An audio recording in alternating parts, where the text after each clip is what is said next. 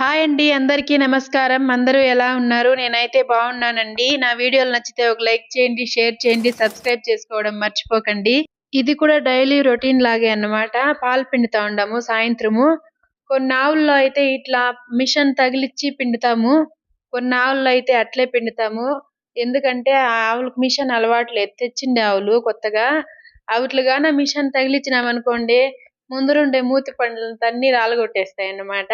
అందుకోసము ఇలా మిషన్ తగిలిస్తే ఏదో కిందొస్తాను చూడండి పాలు అట్లొచ్చి అది దానంతకదే ఆగిపోతుంది పాలొచ్చేది. అప్పుడు పాలయిపోయిందన్నమాట. మనం తీసేసుకోవాల. కింద ఒక థ్రెడ్ లాగుంటుంది. దాన్ని గాన తిప్పినామనుకోండి అదే ఓపెన్ అయిపోతుంది.